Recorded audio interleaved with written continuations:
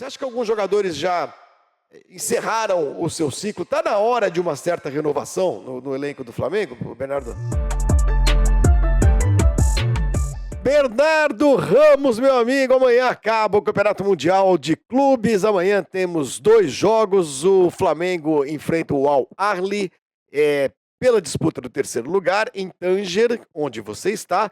E o Real Madrid faz a decisão contra o El Hilal, que pode ter Mundial. Al Hilal. Al Hilal. Eu falo El sempre. Ainda bem sim. que vai acabar esse Mundial, porque eu não vou errar mais o nome desse time. Exato. Al Hilal, que quer dizer lua crescente. Lua crescente, eu descobri exatamente, isso ontem. né? E Al Ahly é o Nacional. Exatamente. E o nosso internacional Bernardo Ramos traz as primeiras informações. Tá um frio desgraçado lá. Olha o capote dele. Fala, Berna! Tudo bem? Boa tarde. Boa tarde a você, Flávio Gomes. Treme aqui. Vocês estão vendo a imagem tremendo um pouquinho. O problema é o vento. Venta horrores aqui em Tanger. É uma ventania, saudade de Rabat, viu? Que lá não tem isso. Como Tanger é uma cidade que fica no litoral, né? Do lado, aqui eu estou do lado da praia, né? Cerca de 300 metros da praia. Então o vento é muito forte. Até tem um lugar onde houvesse aqui um bloqueio do vento, mas a gente não consegue driblar a natureza, né, meus amigos? Eu queria adicionar algo que eu repudio também no vocabulário neocriado. Neocriado é bom, né? Porque tudo que é criado... Não necessariamente. Neocriado que é criado há pouco.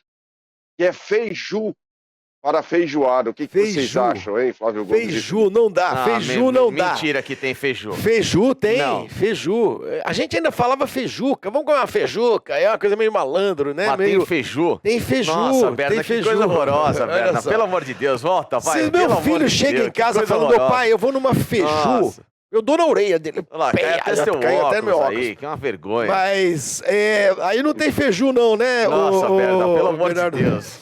Nossa. Não, aqui não tem, infelizmente não tem. Quer dizer, a feijoada eu adoro, meu prato favorito. Agora, feiju não tem breja, não tem vica para uísque, tem tahine, né? Tahine, vica é duríssimo, né? Eu nunca Tem tinha tahine, tem... Vica para uísque. Você nunca tinha ouvido você tá isso? brincando. Vica. Nossa, Berna, o que está acontecendo hoje aí, Berna? Você Não, veio não tá acontecendo nada. Você veio com o Não tá dicionário da acontecendo nada modernidade? Nossa. Eu vim, lamentável, né? Lamentável, Flávio lá Gomes horroroso. sangra. Nossa. Que horror. Flávio Aliás, Gomes falando em sangra. feijoada, ô, Bernardo, eu sei que a gente às vezes desvia um pouco dos assuntos aqui, as pessoas ficam meio irritadas. Vocês têm que falar de futebol. A gente vai falar de futebol, a gente tem 1h30 pra falar de futebol. Mas feijoada é um negócio importante. No Rio de Janeiro, não sei se você sabe, meu óculos caiu. dia de feijoada é quinta e domingo, não é isso, Bernardo? É isso. E aqui em São Paulo é quarta e sábado. Pois é, eu não sei por que isso. Eu sei que quando nós fomos morar no Rio de Janeiro, quando eu era bem pequenininho, foi uma das primeiras coisas que meu pai falou: olha, aqui no Rio, eu tinha 7 anos, imagina se isso importava pra mim. Aqui no Rio, feijoada é de quinta e domingo. Eu falei, sim, e eu com isso. Exato. E aí ele me disse, não, porque em São Paulo é quarta e sábado. Eu falei, tá bom. Obrigado, legal. Registrado. De domingo. Mas foi só apenas uma digressão aqui. Onde você costuma comer feijoada no Rio, Bernardo? A melhor do Rio de Janeiro. Ah, Flavinho, faz tanto tempo que eu não como a feijoada do Rio que se eu falar aqui dar uma indicação, eu vou me complicar. Aí o camarada vai lá e não é mais, ou nem existe mais. Faz muito tempo, essa é uma boa pergunta, viu? Faz muito tempo que eu não vou ao Rio para comer uma feijoada. Se você me perguntar um bom chopp no Rio de Janeiro, eu te digo todos.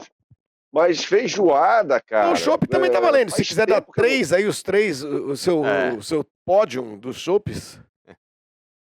Ali no circuito do Leblon, né, o Informal, o Jobi, o Bracarense, tem bons chopps, viu? Boa. Bons chopps ali na Hoje a gente ia anotando. Cor de porque daqui a pouco ele Bernadotte, volta. na José Linhares. Flavinho, O meu retorno tá caindo toda O hora. Flavinho tá caindo Daqui a tudo pouco aqui, ele Bernardo. volta, Caiu o e retorno, vai quase que nos ele levar cai. para tomar um chopp lá no Bracarense. É igual a português o retorno Pera do aí, Flavinho, viu, tirando a Bernardo? tela Tá aqui. caindo toda hora, entendeu? E do jeito que tá caindo, não sobe mais, entendeu? Agora, Berna, é o seguinte, já que o assunto futebol, eu acho que fica até em segundo plano, porque Flamengo amanhã vai com aquele time digamos, remendadão para cumprir tabela, para terminar a competição com dignidade. Estou com retorno e eu acabei de ouvir você falar. Nesta semana no Marrocos mais te chamou a atenção em termos de algo que talvez você não conhecesse de tantas andanças pelo mundo que você tem?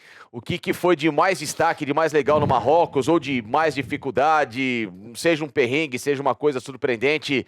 Um panorama dessa sua semana marroquina pra gente aqui na Placar, Bernard.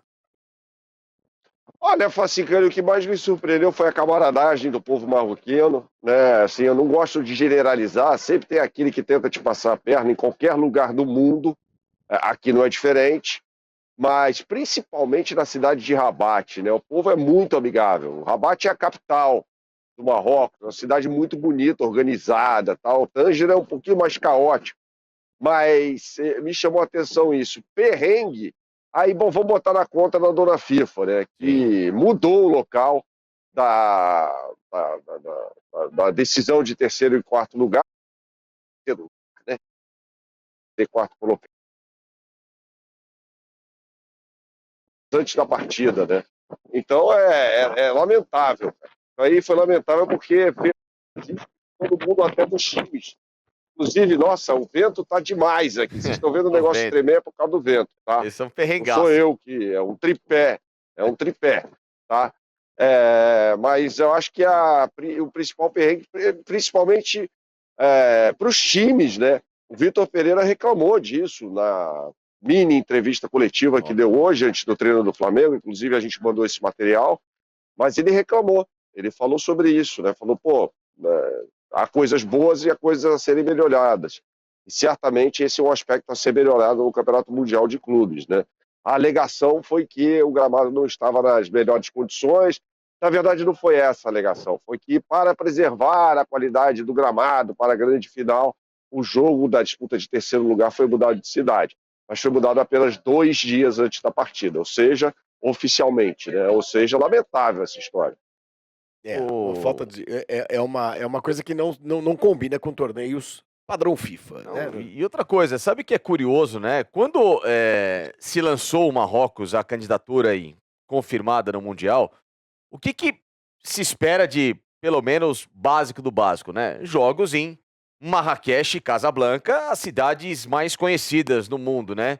E aí, inverte tudo, se joga em Rabat e Tanger. Alguma explicação para isso, Bernardo? Por que essas duas cidades tão famosas no mundo não foram sedes desta vez do Mundial de Clubes? E o que tem de diferente, por exemplo, não sei se você teve a oportunidade de conhecer e passar por essas cidades, não agora, mas em outro momento da tua vida, Casablanca, Marrakech, no comparativo a Tanger e Rabat?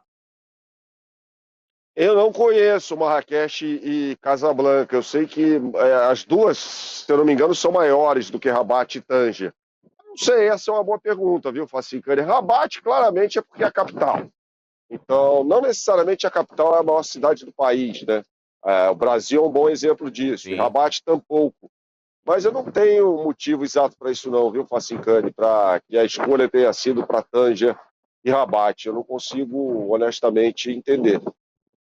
Estamos providenciando o envio do Felipe Facicani para Marrakech. Pô, adoraria. Sim, mas aliás, um dos principais hotéis do mundo, talvez um dos 7 estrelas, está em Marrakech. Mas não é para lá, não é nesse hotel que você vai ficar. Não é para lá que você numa pensão sórdida, para você ficar 1 ano e meio lá em Marrakech cobrindo o Marrocão. Não, o Marrocão. Sim, serei com 2024. Exatamente. Bom, vamos falar de Vamos futebol começar agora, do que interessa, né? O torcedor do Flamengo ainda tá num veneno danado com tudo que aconteceu. Teremos daqui a pouquinho como disse o Bernardo, essa mini entrevista, né? Mini coletiva aí do Vitor Pereira. Mas já temos o Marcos Braz, já poderemos chamar daqui a pouquinho, ainda não. Mas eu tenho certeza que o Bernardo também deve ter acompanhado, deve ter lido, pelo menos, né, a entrevista do Marcos Braz ao Globoesporte.com, tentando ali explicar o inexplicável para muita gente. A gente vai falar disso já. Antes, se você queria falar o quê? Não era isso. É porque até já jogando para o Bernardo uma pergunta importante. Muita gente já falando da entrada do Everton Cebolinha na equipe. Informações, Bernardo, de uma possibilidade de mudar a forma do Flamengo jogar, abdicando do quarteto mágico Everton Ribeiro, Arrascaeta, Pedro, Gabriel, para um time mais agudo, com a entrada do Everton Cebolinha no desejo do técnico Vitor Pereira.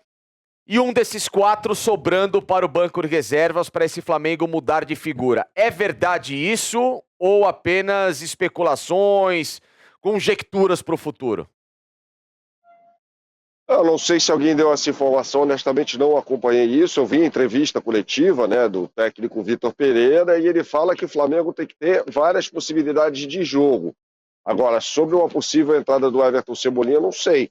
Quando ele fala em diversas possibilidades de jogo, é evidentemente que isso é normal, sobretudo no futebol europeu, evidentemente que ele quer ter outros esquemas táticos, sistemas táticos à disposição durante os jogos. Agora, não necessariamente desde o início, né? Honestamente, a escalação vai sair amanhã, cerca de 1 hora antes do jogo, mas eu não tenho essa informação sobre a entrada do Everton Cebolinha, não, Facincani. Você colocaria, Facincani? Não. Nesse momento? Não. Não. Eu iria com aquilo que eu acho que o Flamengo tem de melhor nesse momento, que é utilizar Pedro com Gabriel, o Arrascaeta, o Everton Ribeiro, mas talvez pensar numa proteção melhor para o setor defensivo. É entender se nesse momento o Gerson, claro que não vai jogar no final de semana, mas já pensando no futuro, está de fato adaptado a fazer uma função que vai exigir para ele não só qualidade com a bola nos pés, mas qualidade sem bola.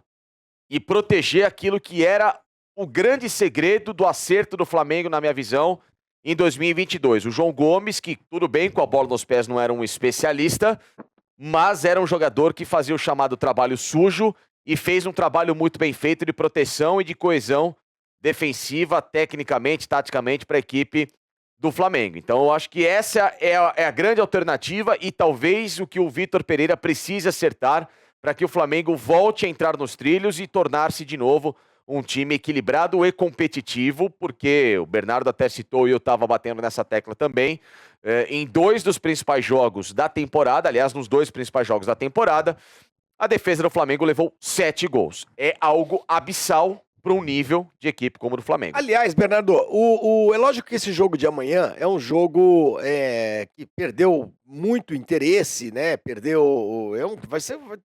Vai ter traços de melancolia, digamos assim. Mas, de qualquer forma, em algum momento, o Vitor Pereira vai ter de começar a dar a cara dele para o time do Flamengo. Para o torcedor do Flamengo, o elenco é mais ou menos o mesmo do ano passado, né? Bons jogadores, excelentes jogadores e tudo mais. E um Flamengo que não terminou o ano jogando bem, isso é uma opinião que a maioria dos flamenguistas tem, apesar das conquistas dos 2 títulos, né? Mas que jogou bem a maior parte do ano, pelo menos.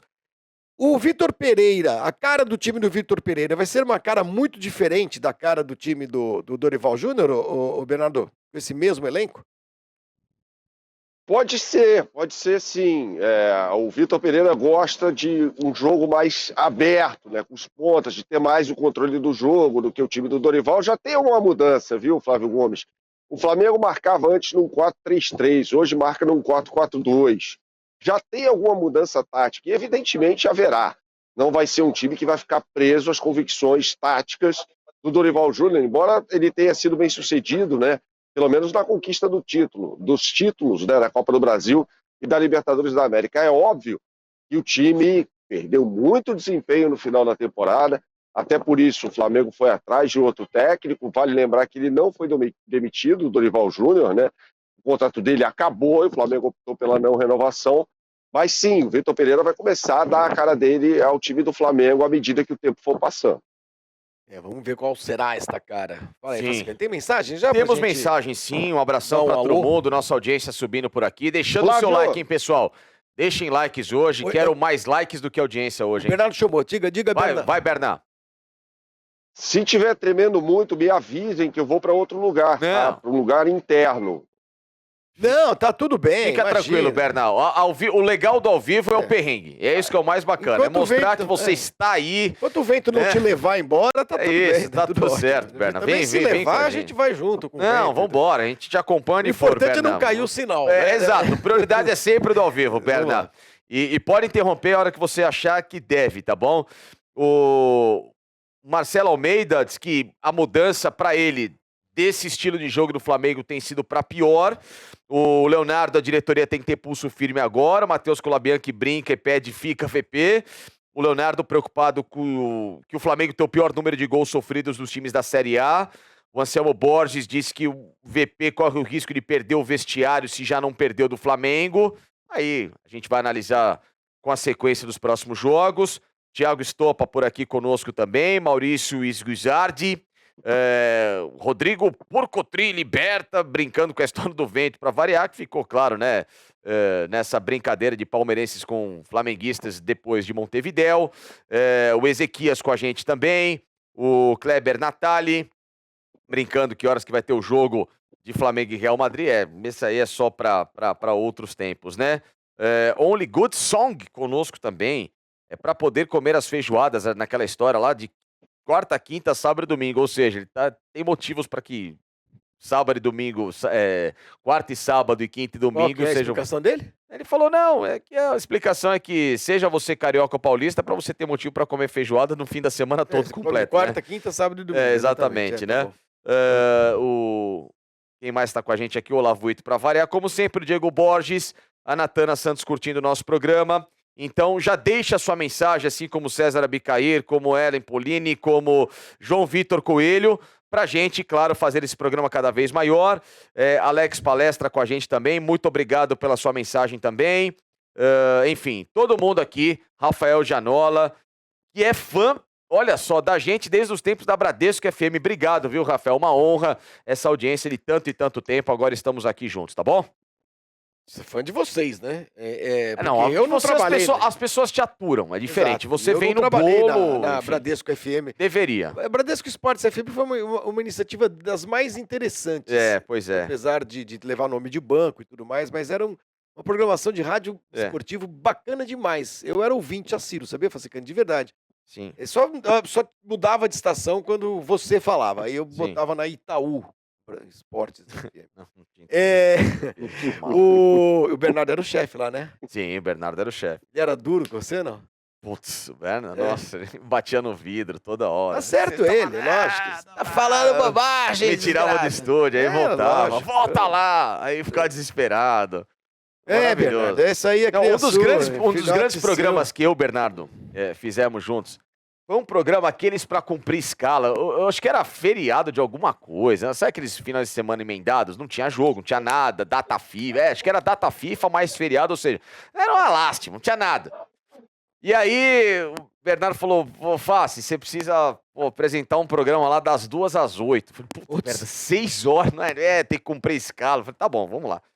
Ele, não, mas eu vou te ajudar. Eu falei, beleza, então tá bom, vou te ajudar. Ele falou, mas eu tenho um casamento pra ir. Não sei se era despedida de alguém, não sei se era a própria despedida dele de solteiro, e aí depois eu vou chegar na hora do programa. Falei, tá bom, Berno, mas pelo amor de Deus, me deixa sozinho. E tudo bem. Abri o programa 2 da tarde, olhei pro lado, nada do Bernardo. Chegou. Nada do Bernardo. Falei, vou começar o programa. Tá bom, eu comecei o programa 2h30, nada do Bernardo, 3 horas. Eu falei, bom, fazer o quê? Tô aqui trabalhando e tocando o programa e mandando, lendo. Na época, acho que já tinha o WhatsApp do programa, ou o Facebook, tava lendo. De repente chega 3h30, o Berna esbaforido. Face, foi mal, tô atrasado. Falei, não, Berna, senta aí. Flavinho, a gente começou a falar, sei lá, tava rodando o Campeonato Europeu, alguma coisa, resultado de amistosos. Aí já emendou assunto de Copa, já emendou história de seleção. Nós terminamos falando. Nós terminamos falando de Fórmula 1 dos anos 60, com NBA. Cara, foi um negócio maluco. Por isso que acabou. E atrasou toda a programação, porque a gente falou mais do que devia com 6 horas de programa. Foi uma coisa histórica. Tipo o que ele faz aqui. Foi histórico, foi maravilhoso. Olha só, vamos histórico. Vamos agora falar do Marcos Braz. Então vamos lá. O Marcos Braz deu uma entrevista. A gente separou 2 trechinhos aqui que nós vamos colocar na tela, eu vou ler, são importantes, eu quero que o Bernardo e o Facicani comentem. Primeiro, a história da contratação, a entrevista foi dada ao Globoesporte.com, né? O Globoesporte.com ou o Globo Esporte geral, já não sei. Mas enfim, é o Grupo Globo. Falando sobre Vitor Pereira, o Marcos Braz diz o seguinte, diretor de futebol do vice-presidente de futebol do Flamengo. A contratação do Vitor foi com convicção. Não é porque perdemos 2 finais que vou mudar o meu discurso. O Vitor não é um nome analisado no curto prazo. Já conhecia o trabalho, assim como o do Jorge Jesus. Primeira frase. Vamos botar outra já, o Michelete? Aí a gente... e aí sobre a saída do Dorival. A gente entendia que teria de ser trocado. É diferente de ser trocado pelo Vitor Pereira. A gente entendia que tinha que ser trocado. Apenas isso. Quer dizer, está dizendo que quando decidiu trocar o Dorival, né, trocar de técnico, o Vitor Pereira ainda não havia sido contactado, ou especulado, ou seja lá o que for. São as palavras do Marcos Braz. Então eu queria começar com você, Bernardo. Você desde o começo desse Mundial, tem dito, insistido, informação pura, né, de que acontecesse o que acontecesse, o Vitor Pereira não deixaria o cargo. E aí nós temos o Marcos Braz dizendo que a contratação do Vitor Pereira foi feita por convicção. Convicção. Eles conheciam o trabalho do Vitor Pereira, assim como o Flamengo diz que conhecia o trabalho do Jorge Jesus. Quero te ouvir primeiro sobre esse trecho, Bernardo, confirmando aquilo que você está dizendo, né, que não sai, mas essa história da convicção, porque aí depois eu vou tirar algumas dúvidas com você. Vamos lá, o Flamengo já tinha, nessa entrevista mesmo, né? A gente já tinha apurado isso no ano passado. O Flamengo já tinha pensado no nome do Vitor Pereira, mas na ocasião, foi antes de ele assumir o Corinthians até.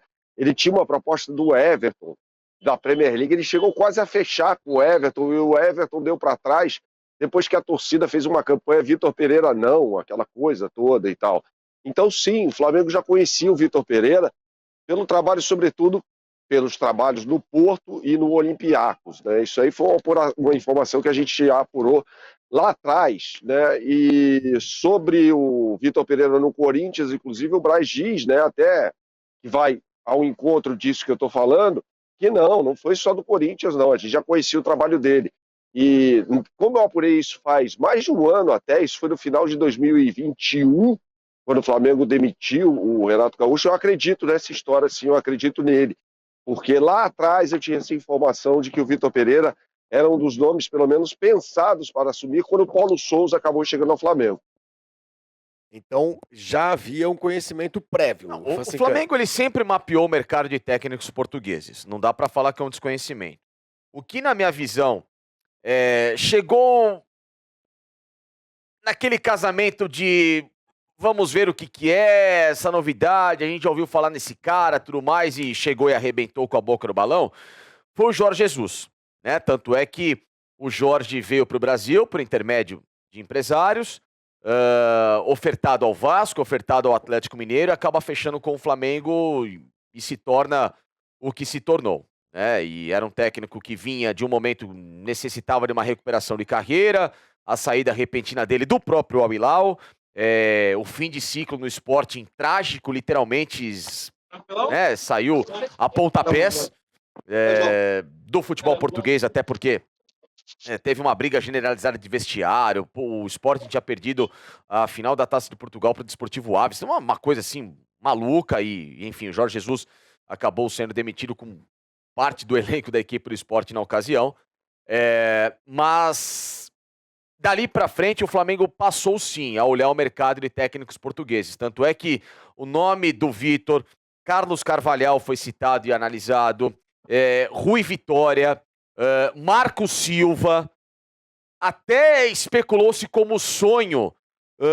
Aí, Bernardo, depois você me confirma essa, como aqueles sonhos utópicos de Nuno Espírito Santo quando estava deixando a Premier League e o Paulo Fonseca, que tinha deixado a Roma e tal, esses dois caras que já têm um know-how hoje de mercado maior, né, até pelos trabalhos recentes em alto nível, eles foram assim, colocados num pedestal muito acima, mas o Flamengo sabia que era mais complicado. E aí chegou-se no consenso do Vitor Pereira, depois, claro, com essa facilidade dele ter vindo para a América do Sul e o acerto. Então, o Flamengo ele sempre mapeou treinadores portugueses.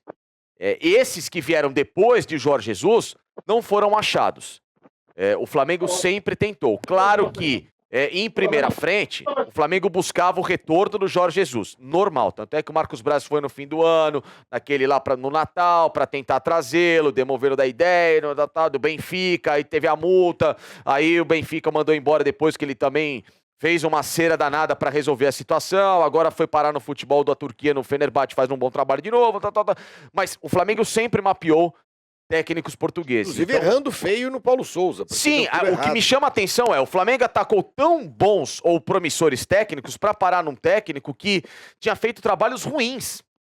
Ele fez um primeiro ano de Fiorentina bom, em que ele briga por competições europeias, quinto lugar, e depois mais nada. Vitor Pereira, então, né, o Bernardo... O Vitor tá muito acima do Paulo já Souza. era algo que estava, como gosta de dizer aqui o Facencani, no radar do Flamengo, antes mesmo do Corinthians. Então, garante aí o Marcos Braz que foi por uma questão de Leonardo convicção. Jardim, que eu tinha citado, enfim. Agora, eu tenho todos. uma outra pergunta. Apesar de tudo, ok, vamos acreditar que o Flamengo soubesse tudo da história do Vitor Pereira, da sogra do Vitor Pereira, do genro, de tudo. Havia um problema básico, na minha visão, tá, o Bernardo, de contratar o Vitor Pereira, que era o seguinte: às vésperas de um campeonato mundial, que iria acontecer no início de fevereiro, como aconteceu, o Flamengo só pôde contar com esse treinador depois de 31 de dezembro. Há um vácuo de comando técnico no Flamengo, desde a demissão do Dorival até começar o ano, porque o Vitor Pereira estava sob contrato, tá certo? Sim. Um mês e pouco, sei lá, período grande de trabalho que não foi realizado. Você diria, Bernardo, que o Flamengo não correu algum risco demais? O Flamengo jogou muito com perigo de contratar um técnico que não poderia começar a trabalhar, né, às vésperas de uma competição tão importante quanto o Mundial? Teve algum efeito, você acha, nesta derrota do Mundial? O fato de o Vitor Pereira teve alguma ligação com o fato de o Vitor Pereira ter começado a trabalhar tarde no Flamengo? Acho que o Flamengo assumiu um risco sim, Flávio, em relação a isso. Porque, vale lembrar aqui, contextualizando a história, o Vitor Pereira não poderia ter assumido o Flamengo antes do dia 1º de janeiro por conta do contrato que tinha em vigência com o Corinthians. Então era impossível isso. E o próprio Marcos Braz fala isso na entrevista, em um determinado trecho da entrevista. Fala, não, eu assumi o risco sim, mas eu, não literal, né, não estou sendo literal, né, espiando aqui o Marcos Braz, mas eu sou vice-presidente de futebol também para isso, para ser usado e tal. Eu acho que o Flamengo, assim, teve uma oportunidade de mercado muito importante com a liberação não, né, com o fim do trabalho do Vitor Pereira no Corinthians, enxergou que ele é um técnico que poderia fazer um bem maior ao Flamengo do que o Dorival Júnior e optou pela troca. Se você me perguntar lá atrás, é que é fácil a gente ser engenheiro de obra pronta hoje. Se você me perguntasse lá atrás, Bernardo, você teria feito a troca? Eu teria. Eu acho o Vitor Pereira um técnico melhor do que o Dorival. Eu teria feito essa troca sim. Agora, é evidentemente que o Flamengo assumiu o risco. Isso aí é óbvio. Muito bem. Tanto é que aqui no chat, né, o pessoal se manifestando, o Anselmo diz que um treinador que tem 3 criadores em campo, perde um, o Gerson substitui os demais, o Arrascaeta e o Everton Ribeiro no jogo por volantes, já mostrou que não vai a lugar algum. Enfim, ele tá cornetando o que aconteceu no jogo e, de fato, as mexidas para mim foram bem equivocadas. O Flamengo deveria ter tido um outro tipo de leitura de jogo e o próprio Vitor também. O Leonardo, fora que a diretoria deu 60 dias de férias para os jogadores e às vésperas do Mundial, talvez isso tenha tido um peso. Até o próprio Carlo Ancelotti falou dessa falta de ritmo do Flamengo e principalmente do âmbito físico, né? O Douglas Pereira nos agradece aqui pelo programa. Obrigado, Douglas, pela sua mensagem também. Iracema Maria conosco e obviamente que as pessoas também perguntam, Bernardo, dessa gestão atual do próprio Marcos Braz, né, que é uma gestão que tem sido muito criticada por causa dessas decisões, por causa, às vezes, de demoras para se tomar uma medida de reformulação, ou então quando se vê uma reformulação no timing errado, como a gente falava agora, de, poxa, será que era o momento de trocar o Dorival mesmo às vésperas do Mundial? Não daria para esperar para essa troca, pelo menos só para o time terminar o ciclo da temporada? Queria que você falasse do trabalho do Marcos Braz e dessa pressão da torcida em cima de um dirigente que tem sido muito contestado pelas decisões recentes. Olha, Facincani, assim, tem torcedor do Flamengo também que acha que o Flamengo vai ganhar tudo quanto é jogo um jogo de futebol. Né? O Flamengo, claro, tem um time bom, o melhor elenco do Brasil, mas é um jogo de futebol no fim das contas. Né? A gente às vezes se esquece disso. Essa gestão ganhou todos os títulos possíveis, menos o Campeonato Mundial. O Flamengo disputou 2 vezes o Campeonato Mundial nessa gestão. Houve erros, para mim houve, maiores, muito maiores até do que essa troca do Dorival pelo Vitor Pereira. Eu acho que a contratação do Renato Gaúcho foi um erro gravíssimo. A demissão do Rogério Ceni para a contratação do Renato Gaúcho, acho que esse foi o principal erro dessa gestão.